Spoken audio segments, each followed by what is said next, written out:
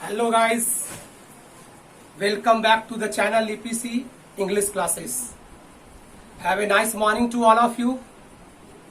क्या बच्चों अच्छे हो, ठीक हो ना? पढ़ाई लिखाई चल रही है? आई होप आप लोग अच्छे कर रहे होगे, पढ़ रहे होगे, मन लगा करके पढ़ रहे होगे. क्या पढ़ रहे हो ना? ठीक है, तो आज हम लोग टाइम एंड टेंस चैप्टर में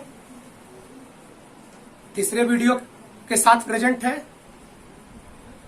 yesterday I taught you 3 uses of simple present tense. Simple present tense is used to express, क्या याद हो गया है ना? क्या? Universal truth. Simple present tense का प्रयोग यूनिवर्सल ट्रूथ एक्सप्रेस करने के लिए करते हैं. क्या याद है ना? The sun rises in the east, the sun sets in the west, the earth moves around the sun, water boils at 100 degree Celsius. याद है ना? और second routine, he goes to temple every day, I go to school daily, my mother goes to temple every morning, he comes here daily. याद है ना? देखो एक काम करना तू लोग जरूर, बता रहा हूं, सेंटेंस जरूर क्रिएट कर लोगे हर पॉइंट्स में. अब ऐसा नहीं कि हम 3 पॉइंट बताएंगे तो आप 3 ही पॉइंट रट जाओगे यार. क्या हम 3 एग्जाम्पल दिए तो 3 ही एग्जाम्पल आप रटे रहोगे? ठीक है, आप उस पर एक काम करोगे, एग्जाम्पल जरूर करोगे, कुछ अपने दिमाग से सोचोगे यूनिवर्सल ट्रूथ का एग्जाम्पल. ठीक है ना? And you will create your self. Okay, daily routine में कुछ एग्जाम्पल क्रिएट करोगे. और थर्ड पॉइंट बताया था what? Future program. The PM comes tomorrow, the college reopens next month, our institutions reopens in July. ठीक है ना? Such type of examples you will create yourself. Okay, then these all points will be in your mind, right? तो हम चलते हैं time and tense में, use of simple present tense में next point के साथ, मीन्स पॉइंट नंबर 4. ठीक? क्या? तो सुनिएगा ध्यान से. Simple present tense is use to express regular और हैबिचुअल एक्शंस. बात समझ में आ रही है? रेगुलर और हैबिचुअल एक्शंस. रेगुलर एक्शन वो ऐसा एक्शन जो नियमित होता है, नहीं रूटीन नहीं. रूटीन तो बता दिया तो हमेशा होता ही है. रेगुलर काम होता है, नियमित रूप से होता रहता है. और हैबिचुअल एक्शन, हैबिचुअल एक्शंस का मतलब हैबिट, जिसे आप आदत बोलते हो. तो रेगुलर और habitual actions are expressed with the help of simple present tense. चले ना पॉइंट नंबर 4 पे हैं? चलते हैं पॉइंट नंबर 4 पे. हाँ, one thing more, subscribe the channel EPC English classes. Okay, press the bell icon, right, so that you may get the notification of the video very soon. Okay, and share the video and inform your neighbors, inform your friends that our class is going on YouTube channel. Okay, हमारा class YouTube channel पे चल रहा है. आप अपने neighbours को, आप अपने फ्रेंड्स को जरूर इन्फॉर्म करोगे. इन्फॉर्म करना ना भूलोगे, ताकि सारे स्टूडेंट्स इसका बेनिफिट क्लास का ले सके.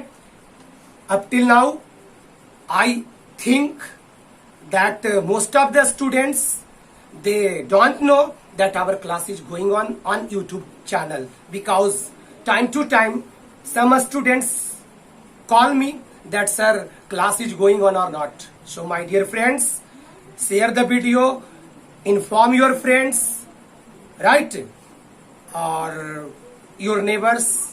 जितना भी पॉसिबल हो सके, जितना भी संभव आपसे हो सके, आप अपने दोस्तों के, पास पड़ोसियों को जरूर इन्फॉर्म कर दोगे कि क्लास चल रहा है. तो मैं टाइम एंड टेंस का use of simple present tense, यानी सिंपल प्रेजेंट टेंस का मतलब वर्ब का पहला या 5वां रूप का पॉइंट नंबर 4 पे चल रहा हूं. ओके, ठीक है, ध्यान से समझोगे.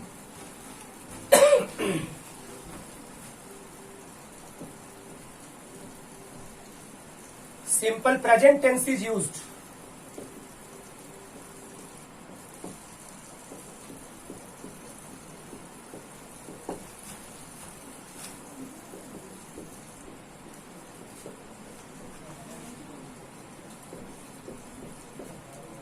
to express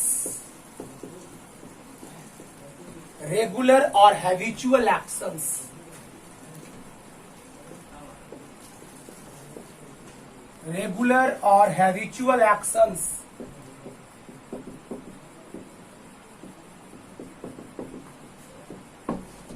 ठीक है, simple present tense is used to express, simple present tense is used to express regular or habitual actions.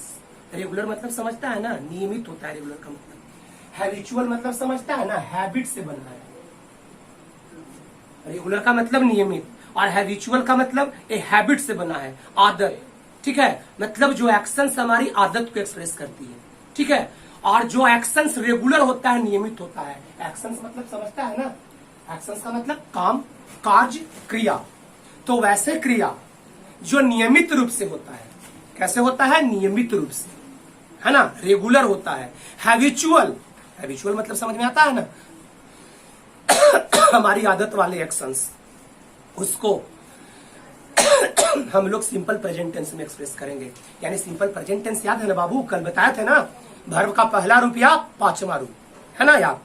तो हम लोग V1 और V5 का प्रयोग करेंगे रेगुलर और हैबिचुअल एक्शंस को व्यक्त करने के लिए। ठीक है ना, एक बात ध्यान देना, पढ़ रहे हैं टाइम एंड टेंस।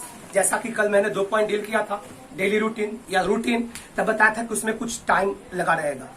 फिर बताया था फ्यूचर प्रोग्राम, तो उसमें भी मैंने बताया था कि टाइम लगा रहेगा फ्यूचर का। इसमें भी कुछ रहेगा भाई, है ना, कुछ एडवर्ब्स लगा रहेगा इसमें, समझ गए। और जब वो एडवर्ब लगा रहेगा तो समझ जाना रेगुलर और हैबिचुअल एक्शंस को ये वाक्य एक्सप्रेस कर रहा है, और इस वाक्य में आप V1 या V5 का प्रयोग करोगे। गेटिंग? क्या टाइम दे, एडवर्ब्स दे। Note point, note.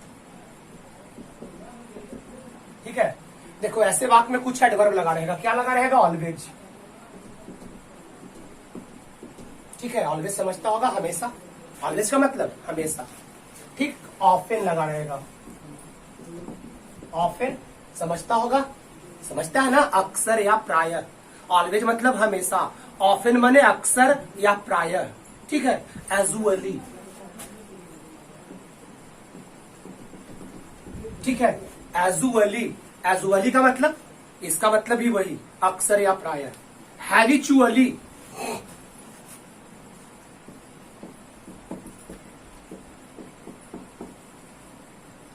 हैबिचुअली,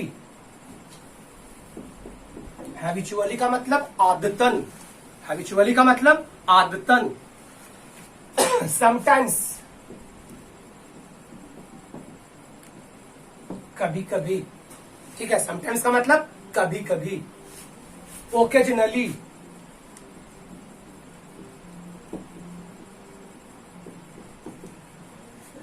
ठीक है, ओकेजनली का मतलब, इसका मतलब भी जब कभी या कभी कभी होता है। ठीक है ना, राइट।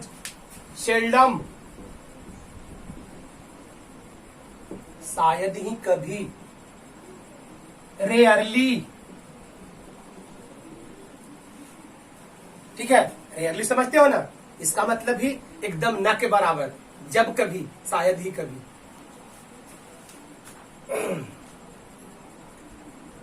हार्डली, ठीक है, इसका मतलब ही ना के बराबर ही होता है, जब कभी, एकदम। हार्डली, देखो ये सब निगेटिव टर्म है। सेल्डम, रेयरली, हार्डली, ये सब निगेटिव एडवर्ब है। कैसा एडवर्ब है? Negative adverb. तीनों का मतलब लगभग एक ही होता है, शायद ही कभी, मतलब ना के बराबर, एकदम थोड़ा बहुत, एकदम। ठीक है, नेवर, ठीक है, ये भी निगेटिव एडवर्ब है, कभी नहीं। नेवर का मतलब कभी नहीं। सेल्डम, रेयरली, हार्डली, नेवर, ये सब निगेटिव एडवर्ब है। जिस वाक्य में लगेगा ना जी, वो वाक्य निगेटिव बन जाएगा। कैसा बन जाएगा बाप? निगेटिव बन जाएगा। गेटिंग?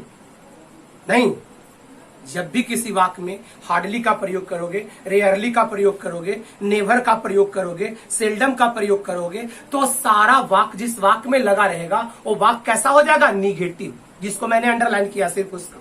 ठीक है ना, समझ में आ रही है ना? ठीक है,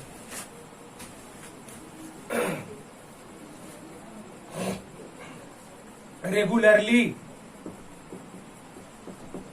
ईटीसी कर दो लास्ट में, ठीक है ना। दीज आर द एडवर्ब्स, ये सब क्या है, एडवर्ब्स है सब, ये सब क्या है, एडवर्ब्स है सब। और ये सब एडवर्ब्स जिस वाक्य में होगा, ठीक है, वो वाक्य शो क्या करेगा, रेगुलर और हैबिचुअल एक्शंस।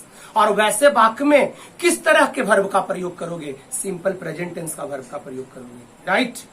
मतलब V1 या V5 का प्रयोग करोगे। ये सब एडवर्ब्स है, सब एडवर्ब्स, ठीक है ना, ये सब एडवर्ब्स है। ऐसे वाक्य में हम हमेशा सिंपल प्रेजेंट टेंस का वर्ब का ही प्रयोग करते हैं। बोलो समझ में आई बात। सिंपल प्रेजेंट टेंस का प्रयोग कैसे एक्शंस को व्यक्त करने के लिए करेंगे, रेगुलर और हैबिचुअल एक्शंस को व्यक्त करने के लिए करेंगे। और जब कोई वाक्य रेगुलर और हैबिचुअल एक्शंस व्यक्त करता है तो मोस्ट प्रोबेबली, है ना, मोस्ट प्रोबेबली वैसे वाक्य में ये सारा एडवर्ब्स जो होगा, ये जो लिख दिया है वो लगा रहेगा। ये इसकी पहचानने की तार तरीका है। और जिस वाक्य में लगा रहेगा उस वाक्य में आप हमेशा सिंपल प्रेजेंट टेंस का वर्ब का प्रयोग करोगे, राइट। देख लो एग्जाम्पल,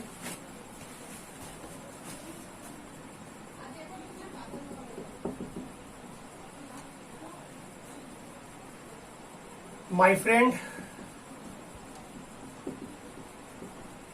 blanks hair regularly, ठीक है ना। my friend खाली जगह here regularly, okay. Option A,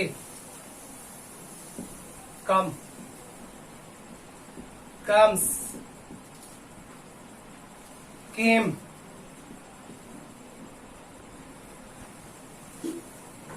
is coming. These are the four verbs in option. ये सारे फोर वर्ब्स ऑप्शन में है, ठीक है ना। अब देखो लो वाक्य में क्या लगा हुआ है, रेगुलरली लगा हुआ है, ठीक है ना। क्या लगा हुआ है, रेगुलरली। तो रेगुलरली लगा हुआ है, इसका मतलब ये वाक्य रेगुलर एक्शन को शो कर रहा है। और रेगुलर एक्शंस जब वाक्य शो करता है तो उस वाक्य में भी बताया ना, सिंपल प्रेजेंट टेंस के वर्ब का प्रयोग करना, मतलब V1 या V5। तो हमारा V1 comes, V5 subject my friend, singular subject friend है, एक फ्रेंड का बोध हो रहा है, तो एक फ्रेंड का बोध हो रहा है तो हमारा आंसर क्या हो जाएगा, कम्स हो जाएगा। हालांकि जान लो एक बात और, इसका आंसर सी भी हो सकता है, केम, है ना। पास्ट में अगर रेगुलर और हैबिचुअल एक्शंस व्यक्त करना है तो केम ये सिंपल पास्ट टेंस का वर्ब है, केम V2 है, कम का सेकंड फॉर्म क्या होता है, केम। ये भी आंसर हो सकता है इस वाक्य में, ठीक है।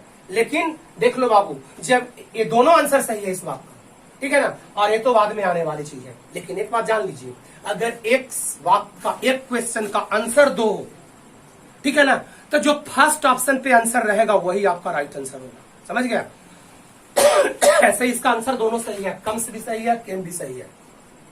केम लगा दोगे पास्ट का रेगुलर एक्शन को शो करेगा, कम्स लगा दोगे प्रेजेंट का रेगुलर एक्शन को शो करेगा। तब बोलेगा सर जब दोनों आंसर है तो अगर डी ऑप्शन में रहता बी एंड सी बोथ था तो answer B and C both हो जाता, लेकिन ऐसा नहीं ऑप्शन है। तो आप जब भी जान लो, आपको हमेशा क्लासरूम में बताया होगा आपको कि जब भी एक क्वेश्चन का ऑप्शंस दो आंसर दिया हुआ है क्वेश्चन का ऑप्शन में, तो जो पहला ऑप्शन पर आंसर होगा that will be right answer, वही राइट आंसर होंगे, इसलिए आपका आंसर इसका कम्स हो जाएगा। समझ में आई ना बात, क्योंकि रेगुलरली लगा हुआ है, देख लिया ना इसमें जो लिखे हैं हम, रेगुलरली लगा हुआ है, इसलिए हम सिंपल प्रेजेंट टेंस के वर्ब का प्रयोग किए हैं, ओके। एक और एग्जांपल देख लो,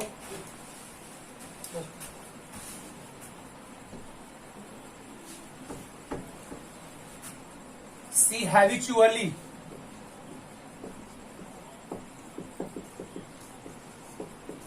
सी हैबिचुअली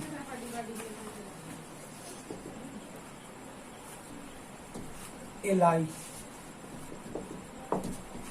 सी हैबिचुअली खाली जगह ए लाई, ऑप्शन टेल,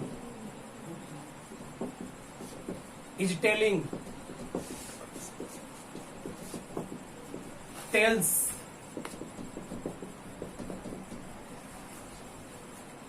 और भी है नन, ठीक है। सी हैबिचुअली ए लाई, ऑप्शन में है टेल, इज टेलिंग, टेल्स और नन, ठीक है ना। तो हैबिचुअली लगा हुआ है, it means it is showing क्या, हैबिट। ये क्या शो कर रहा है, हैबिट को शो कर रहा है। हैबिट को शो कर रहा है, तो हैबिट भी सिंपल प्रेजेंट टेंस से व्यक्त करते हैं, तो सिंपल प्रेजेंट टेंस से व्यक्त करते हैं, तो आंसर क्या होगा बताओ? समझ में आ रही है ना? क्या होगा आंसर?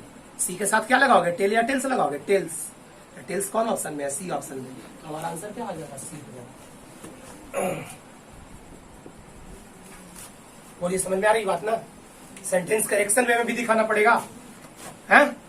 अरे सेंटेंस करेक्शन वे में भी दिखाना पड़ेगा। तो देख लो, एक सेंटेंस करेक्शन, 4 सेंटेंस देंगे, करेक्ट सेंटेंस को आपको चूज करना होगा। एक वैसा भी एग्जांपल देख लो। Option A, sentence correction.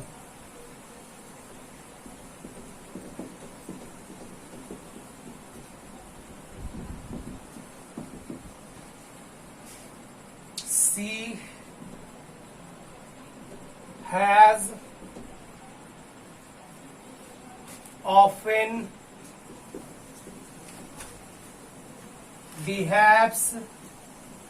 behaved well.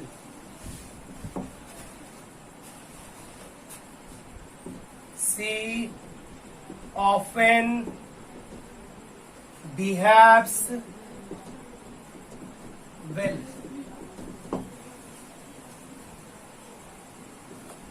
She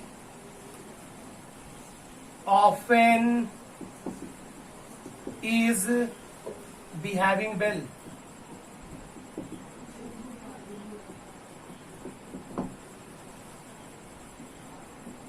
और डी में दिया हुआ है none of, none.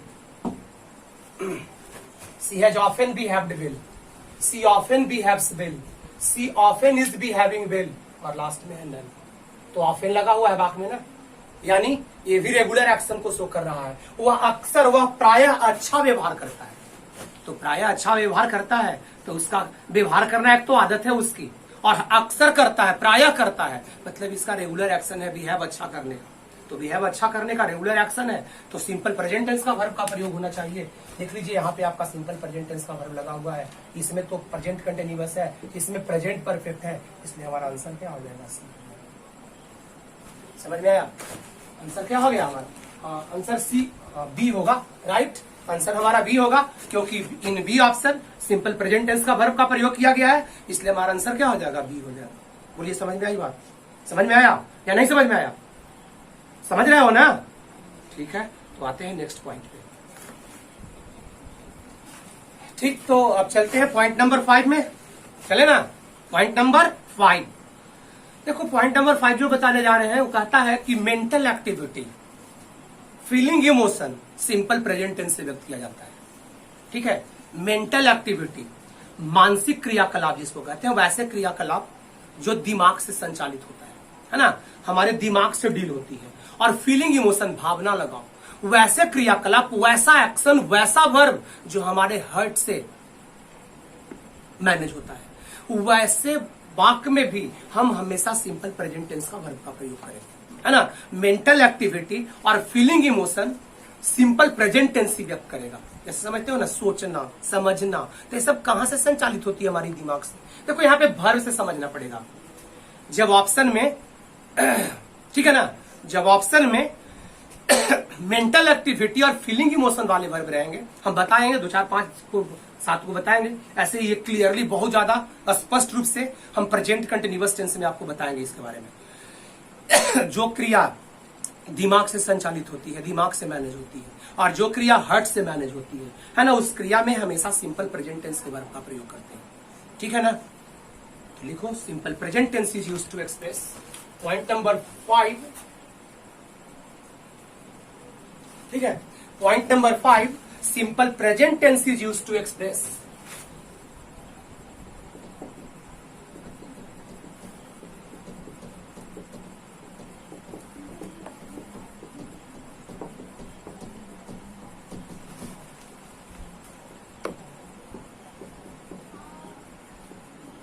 Mental activity,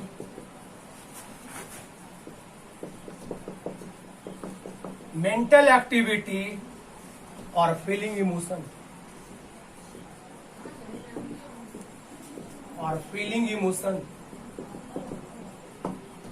ठीक है, simple present tense is used to express mental activity, mental activity, समझते हो ना। मेंटल, मेंटल मतलब मानसिक। एक्टिविटी, एक्टिविटी का मतलब कार्य। मेंटल एक्टिविटी मतलब मानसिक क्रियाकलाप। वैसे क्रियाकलाप, वैसे वर्ब, वैसे क्रिया जो मानसिक से मतलब दिमाग से मतलब माइंड से मैनेज होता है, वैसे क्रियाकलाप को सिंपल प्रेजेंट टेंस में ही हम हमेशा रखेंगे। V1 और V5 फॉर्म में ही रखेंगे। वैसे क्रिया में आईएनजी का प्रयोग भी वर्ब के रूप में नहीं किया जाता है। आपको बताएंगे सिंपल प्रेजेंट कंटिन्यूअस टेंस में। अगर कोई पूछता है कि मैं समझ रहा हूं, ट्रांसलेशन आपसे पूछ दिया, मैं समझ रहा हूं, तो मैं समझ रहा हूं प्रेजेंट कंटिन्यूअस टेंस का वाक्य होना चाहिए आई एम अंडरस्टैंडिंग। लेकिन अंडरस्टैंड जो है वो मेंटल एक्टिविटी है, और मेंटल एक्टिविटी में आईएनजी का प्रयोग नहीं होता है। और आईएनजी का प्रयोग जिस वर्ब में नहीं होता है, ठीक है ना, उस वर्ब को हम सिंपल प्रेजेंट टेंस में ही रखते हैं, ठीक है ना। तो मानसिक क्रियाकलाप, मेंटल एक्टिविटी, ठीक है ना, मानसिक क्रियाकलाप। फीलिंग इमोशन, भावना जिसको बोलती हूँ, लगाव जिसको बोलती हूँ, भावना, प्यार करना भावना है, नफरत करना भावना है ना, विश्वास करना, हमारी भावना को एक्सप्रेस करता है। तो वैसे क्रियाकलाप को व्यक्त करने के लिए वैसे क्रियाकलाप को हम हमेशा सिंपल प्रेजेंट टेंस में ही रखेंगे। क्या बात समझ में आ रही है? समझ में आ रही है ना? गेटिंग और नॉट गेटिंग, गेटिंग है ना, समझ रहे हैं, ठीक। तो आइए देखो, ये सब क्रिया दिमाग में रखना बाबू, ठीक है ना। ऐसे हम बताएंगे प्रेजेंट कंटिन्यूअस टेंस में, उस क्रिया का हम लिस्ट डाल देंगे कि इसमें आईएनजी का प्रयोग नहीं होता है ना, इसको हमेशा सिंपल प्रेजेंट टेंस में ही हम रखते हैं। लेकिन 2-4-5 वर्ब यहाँ पे लिखवा दे रहा हूं कि ये मेंटल एक्टिविटी और फीलिंग इमोशन को एक्सप्रेस करता है, और ये इस क्रिया जब भी ऑप्शन में रहेगा उसको हम सिंपल प्रेजेंट टेंस में रखेंगे। देखो ध्यान देना, इस तरह का क्रिया है लव, यही सब वो क्रिया है मेंटल एक्टिविटी और फीलिंग इमोशन एक्सप्रेस करने वाली क्रिया, ठीक है ना। लव है, समझता है ना, प्यार करना, हेट, नफरत करना, ठीक है ना, बिलीव, विश्वास करना, नो, जानना, थिंक, सोचना, कंसीडर, कंसीडर विचार करना, थिंक का मतलब सोचना, कंसीडर का मतलब विचार करना, ठीक है ना, नो का मतलब जानना, बिलीव विश्वास करना, हेट नफरत करना, लव प्यार करना, होप विश, है ना, इस तरह का क्रिया को बोलते हैं कि ये सब क्रिया अंडरस्टैंड, समझना, ईटीसी, समझ गया। ये सब फीलिंग इमोशन और मेंटल एक्टिविटी को एक्सप्रेस करने वाली क्रिया है। सब समझ में आ रही है ना बात?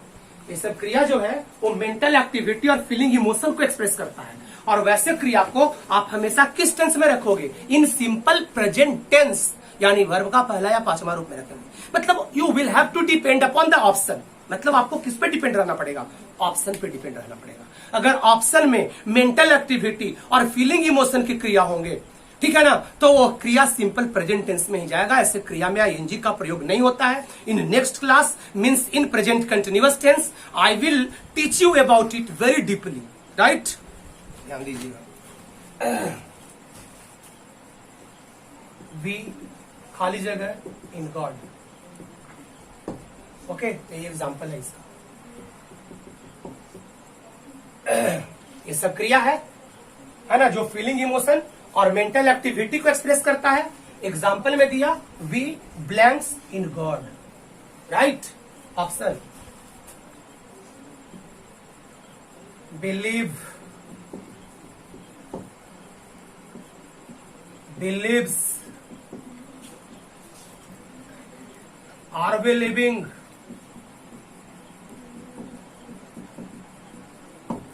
ठीक है, डी में कर दो ना, राइट। वी खाली जगह इन गॉड, ऑप्शन है क्या? बिलीव, बिलीव्स, आर बिलीविंग और नन। तो बिलीव में क्या आता है? विश्वास करना। विश्वास करना का मतलब क्या? ये हमारी क्या चीज को एक्सप्रेस कर रहा है? भावना को। हम लोग भगवान में क्या करते हैं? विश्वास करते हैं। तो भगवान के प्रति ये हमारा भावना, ये हमारी लगाव को यह वाक्य एक्सप्रेस कर रहा है। चूंकि ऑप्शन में बिलीव है, भावनात्मक क्रिया है। कैसा क्रिया है बिलीव? भावनात्मक क्रिया। और भावनात्मक क्रिया, भावना किस टेंस में व्यक्त होता है? सिंपल प्रेजेंट टेंस में व्यक्त होता है। तो आइए सिंपल प्रेजेंट टेंस में व्यक्त होता है। ऑप्शन आपका बिलीव है और बिलीव्स है। सब्जेक्ट क्या है बाबू? बी। सब्जेक्ट क्या है? वी। वी के साथ क्या लगाते हैं? V1 या V5? तो V1, तो V1 लगाते हैं तो आंसर क्या हो जाएगा? ए होगा ना, ए हो जाएगा आपका answer. One more example,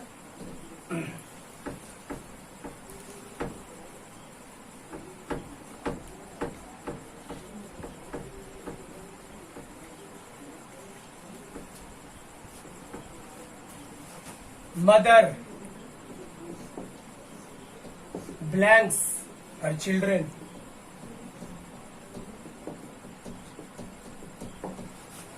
Mother blanks her children. Option A love, B loves, C has loved, D is loving. Mother खाली जगह हर चिल्ड्रेन, ऑप्शन है आपका love, loves, has loved, is loving. Love माने प्यार करना, कैसी क्रिया है? भावनात्मक। कैसी क्रिया है? भावनात्मक क्रिया है। भावनात्मक क्रिया है तो सिंपल प्रेजेंट टेंस में होगा। हैज लव्ड नहीं होगा, इज लविंग नहीं होगा, जब होगा तो लव या लव्स होगा। तो मदर आपका सब्जेक्ट है, सिंगुलर नाउन है, सिंगुलर नाउन के साथ सिंगुलर वर्ब का प्रयोग करते हैं। सिंगुलर वर्ब का मतलब V5, तो V5 आपका बी ऑप्शन में है, इसलिए आपका आंसर क्या हो जाएगा? बी हो जाएगा। ठीक है ना? एक और देख लो, I blanks he is always right.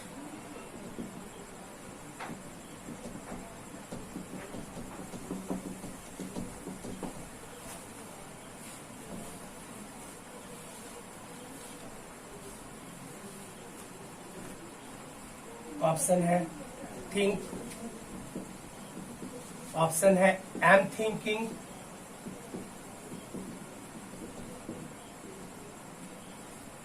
Option है थिंग्स, ऑप्शन है नन। ठीक है ना? आई खाली जगह, ही इज ऑलवेज राइट। ठीक है ना? ऑप्शन क्या है? थिंक है, और क्या है? एम थिंकिंग है, और क्या है? थिंग्स है, और क्या है? नन है। ठीक, तो थिंक माने क्या होता है? सोचना। कहां से सोचते हैं? दिमाग से। तो दिमाग से सोचते हैं तो कैसा एक्टिविटी है? थिंक। कैसा क्रिया है? मेंटल एक्टिविटी है, मानसिक क्रियाकलाप को एक्सप्रेस कर रहा है। तो मानसिक क्रियाकलाप को एक्सप्रेस कर रहा है तो किस टेंस में जाएगा? सिंपल प्रेजेंट टेंस में जाएगा। तो सिंपल प्रेजेंट टेंस में जाएगा। सब्जेक्ट आपका आई है, आई के साथ क्या लगाते हैं? V1, तो V1 लगाते हैं तो आपका आंसर क्या हो जाएगा? इज हो जाएगा, थिंक हो जाएगा। I think is always right. मैं सोचता हूं, वह हमेशा राइट, वो हमेशा राइट रहता है, मतलब वो हमेशा सही है। ओके, समझ में आ रहा है बात? फीलिंग, इमोशन, मेंटल एक्टिविटी, समझ में आया? किससे पता चलेगा? तो वर्ब से पता चलेगा। किससे पता चलेगा? वर्ब से। अगर वर्ब मेंटल एक्टिविटी और फीलिंग इमोशंस के होंगे तो उसमें V1 और V5 का प्रयोग करोगे। बोलो, बात समझ में आ रही है ना? समझ रहे हो ना? आगे बढ़े ना? तो चलते हैं नेक्स्ट पॉइंट पे। पॉइंट नंबर क्या? 6। ठीक है, तो पॉइंट नंबर 6 है बाबू, simple present tense is used to express, simple present tense is used to express future condition. समझना ध्यान से इस पॉइंट को, थोड़ा सा वो सारे पॉइंट से थोड़ा सा कुछ अलग है, थोड़ा सा कुछ डिफिकल्ट है ना? दिमाग से समझना। कहता है simple present tense is used to express, simple present tense is used, simple present tense का प्रयोग होता है to express future condition, to express future condition. Future का कंडीशन, फ्यूचर का शर्त एक्सप्रेस करता है सिंपल प्रेजेंट टेंस। बात समझ में आ रहा है? फ्यूचर का शर्त। देखो, कभी कभी ऐसा वाक्य देखा होगा, अगर वह आएगा तो मैं जाऊंगा, अगर वह आएगा तो मैं जाऊंगा। अगर वह आएगा, ये भी फ्यूचर का वाक्य है, तो मैं जाऊंगा, ये भी फ्यूचर का वाक्य है ना? लेकिन कंडीशन इसमें कौन है? कंडीशन जानते हो ना कि जिस वाक्य में अगर जब लगा रहता है वह वाक्य क्या शो करता है? कंडीशन शो करता है ना? क्या शो करता है वो वाक्य? कंडीशन। अगर वह आएगा तो मैं जाऊंगा, तो अगर वह आएगा कंडीशन है, ठीक है ना? अगर वह आएगा ऐसा शर्त रखा जा रहा है, तो मैं क्या करूंगा? जाऊंगा। तो मैं जाऊंगा जो है, अगर वह आएगा, अगर उसका आने का कंडीशन शर्त पूरा होगा तो मैं जाने का क्या दूंगा? रिजल्ट दूंगा, परिणाम दूंगा। समझ गया? तो ऐसा ग्रामर का रूल है कि अगर एक सेंटेंस में दो क्लाउज है, क्लाउज समझता है, प्रिंसिपल क्लाउज और सबऑर्डिनेट क्लाउज समझते हो? नहीं समझते हो, ठीक है। अगर एक सेंटेंस में दो भाग रहेगा और दोनों भाग फ्यूचर टेंस में रहेगा, ठीक है ना। अगर एक सेंटेंस में दो भाग रहेगा, दोनों भाग फ्यूचर टेंस में रहेगा, अगर वह आएगा ये भी फ्यूचर टेंस तो मैं जाऊंगा ये भी फ्यूचर टेंस। लेकिन अगर वह आएगा फ्यूचर का कंडीशन है, कंडीशन शर्त है, अगर वह आएगा ऐसा मैं शर्त रख रहा हूं तभी मैं जाऊंगा, ये रिजल्ट मैं जाऊंगा जो हो गया वो रिजल्ट हो गया। तो ऐसा ग्रामर का रूल है बाबू कि फ्यूचर कंडीशन जो होता है वो हमेशा सिंपल प्रेजेंट टेंस में व्यक्त होता है। अगर वह आएगा ऐसे, अगर कोई हिंदी वाक्य में गागी लगा रहता है तो क्या लगाते हो? Shall be. क्या लगाते हो? शैल बी लगाते हो ना। लेकिन अगर वह आएगा कंडीशन है तो कंडीशन हमेशा सिंपल प्रेजेंट टेंस में एक्सप्रेस होता है। अगर वह आएगा इफ ही कम्स होगा, comes, if he comes I shall go, अगर वह आएगा तो मैं जाऊंगा। ऐसे अंग्रेजी में समझ लो, ध्यान देना, फिर इन द ब्लैंक्स बता रहे हैं ना, ध्यान दोगे। अगर मान लो एक सेंटेंस में दो भाग रहेगा और दोनों भाग जुटा रहेगा इफ से या व्हेन से, कंजक्शन से, इफ और व्हेन कंजक्शन से जुटा रहेगा, ठीक है ना।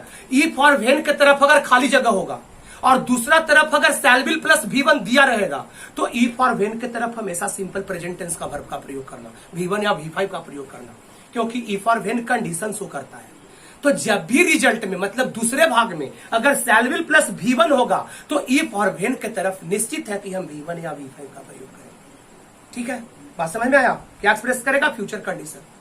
इसका समझना एग्जाम्पल से ही समझना, इसमें कोई टाइम टेबल नहीं है। जैसे ऊपर के पॉइंट्स में टाइम बताया, एडवर्ब बताया, वैसा एडवर्ब इसमें नहीं लगा रहेगा, टाइम नहीं लगा रहेगा। तो ये कैसे पता चलेगा? एक सेंटेंस के दो भाग होंगे, देखेंगे एग्जाम्पल।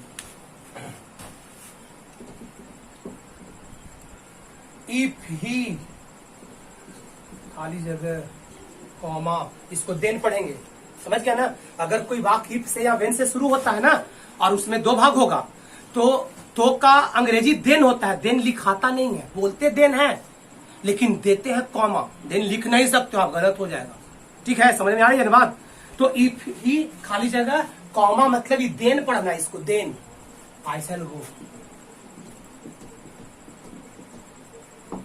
बोलो, इसमें दो भाग है ना बाबू, इफ ही यहां तक और आई शैल गो यहां तक।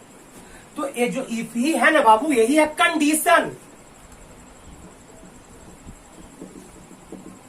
ये क्या है? कंडीशन है, ठीक है ना। इफ जब भी जिस तरफ अगर एक सेंटेंस में दो भाग रहेगा, जिस भाग में इफ या व्हेन लगा रहेगा वह कंडीशन को शो करेगा, ठीक है ना। तो ये देख लो कंडीशन है। ये क्या है? रिजल्ट। आई शैल गो जो है ये रिजल्ट है, ठीक है। अगर क्लाउड से समझते हो तो इसी को कहेंगे, ये है एक क्लाउड। एक सेंटेंस में जितना भाग होता है ना बाबू, उस वाक्य में उतने क्लाउड होते हैं, समझ गया? हाँ, तो ये जो हो गया ना इफ ही कम्स, ये सबऑर्डिनेट क्लाउज हो गया, और ये जो हो गया ना ये प्रिंसिपल क्लाउज हो गया।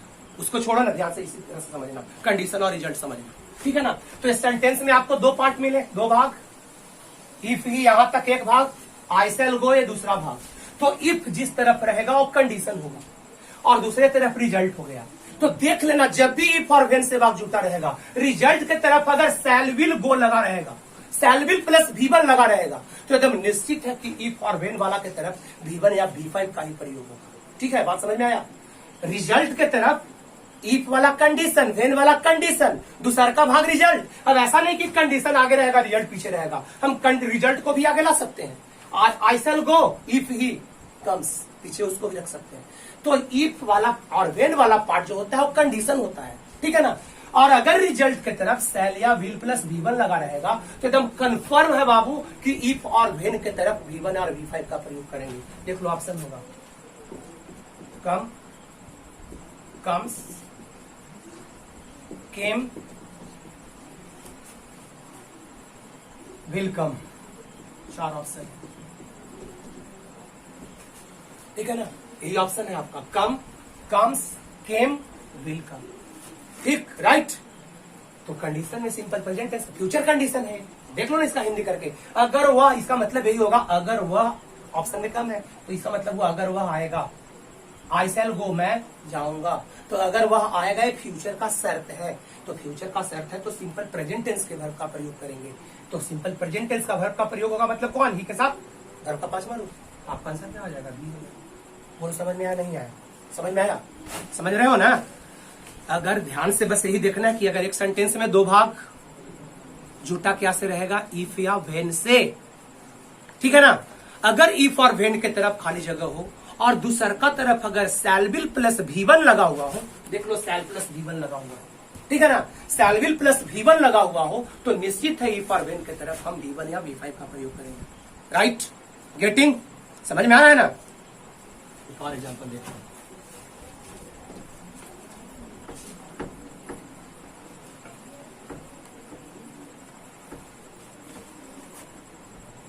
We shall win the match. We shall win the match if we खाली जगह well. We shall win the match if we खाली जगह well. ठीक, we shall win the match, बोलो कंडीशन है या रिजल्ट है? We shall win the match क्या है? रिजल्ट है, रिजल्ट है ना, क्योंकि देख लो इफ इस तरफ लगा हुआ है तो रिजल्ट में देख लो शैल प्लस V1 लगा हुआ है। ए है आपका कंडीशन, वी खाली जगह विल, ठीक है ना। ऑप्शन है will play, sorry shall play, play, played, और डी में है नन। बोलो क्या आंसर होगा? ए होगा we shall win the match, हम लोग मैच जीत जाएंगे अगर हम लोग क्या करेंगे, अच्छा खेलेंगे। तो अच्छा खेलेंगे तो मैच जीतेंगे, अगर हम लोग अच्छा खेलेंगे, कंडीशन है, ये रिजल्ट है, ठीक है ना। तो कंडीशन, फ्यूचर कंडीशन को हमेशा सिंपल प्रेजेंट टेंस से व्यक्त करते हैं, तो सिंपल प्रेजेंट टेंस का वर्ब आपका बी में है ना। तो आंसर आपका क्या हो जाएगा? बी हो जाएगा। बोलिए समझ में आ रही है बात? समझ रहे हो ना? इसको समझ में आया नहीं समझ में आया? बस इसको सिंपली यही समझना है कि एक सेंटेंस का दो भाग है ना, दोनों भाग क्या से जुटा रहेगा? इफ से या व्हेन से, ठीक है ना, इफ या व्हेन से। इफ व्हेन के तरफ हम तब V1 V5 का प्रयोग करेंगे जब दूसरा का भाग में क्या लगा रहेगा? शैल विल प्लस V1, है ना। समझ में आ रही है ना बात? शैल विल प्लस V1 जब लगा रहेगा दूसरा भाग में तो इफ और व्हेन के तरफ हम लोग V1 या V5 का प्रयोग करेंगे, ठीक है ना। राइट, समझ में आया? 3 पॉइंट है। क्या क्या? फीलिंग इमोशन, है ना, और क्या फ्यूचर कंडीशन, और क्या रेगुलर और हैबिचुअल एक्शन कौन व्यक्त करता है? सिंपल प्रेजेंट टेंस यानी V1 या V5। ओके, और कल बताया था यूनिवर्सल ट्रूथ, डेली रूटीन, और क्या बताया था? Future programme. 6 पॉइंट हुआ ना, है 6 पॉइंट समझ में आई ना। पढ़ना अच्छा से, ध्यान से समझना, वीडियो को नहीं समझ में आता है बार बार देखना, ठीक है, और नहीं समझ में आती है तो मेरे से संपर्क करना। बोलो समझ में आ रही है ना? समझ रहे हो ना बात जो मैं कह रहा हूं? खूब मेहनत करो, खूब पढ़ाई करो, एकदम डू हार्ड लेबर, ठीक है ना, do hard labour and get your best result. Okay, मैं आपके साथ हार्ड लेबर कर रहा हूं आपके अच्छा रिजल्ट के लिए, ठीक है ना। तो 6 पॉइंट हो गया, 4 पॉइंट और है इसमें बाबू अभी, जिसे हम नेक्स्ट वीडियो में डालेंगे। और वो पॉइंट जो 4 पॉइंट होगा वो आपको प्रैक्टिकल लाइफ में मदद करेगा, न्यूज़पेपर हेडलाइन समझने में मदद करेगा, कमेंट्री समझने में मदद करेगा, कहानी वगैरह लिखने में मदद करेगा, ठीक है ना। और ये जो 6 पॉइंट बताया आपको, ठीक है ना, इसी से मोस्ट प्रोबेबली आपके एग्जाम में फिल इन द ब्लैंक्स होंगे और सेंटेंस करेक्शन होंगे। राइट है, ठीक है। तो once again I would like to tell you that subscribe the channel EPC English Classes, press the bell icon, okay, and inform your neighbors, inform your friends that our class is going on YouTube channel. Okay, today that's all. Bye, see you in the next video.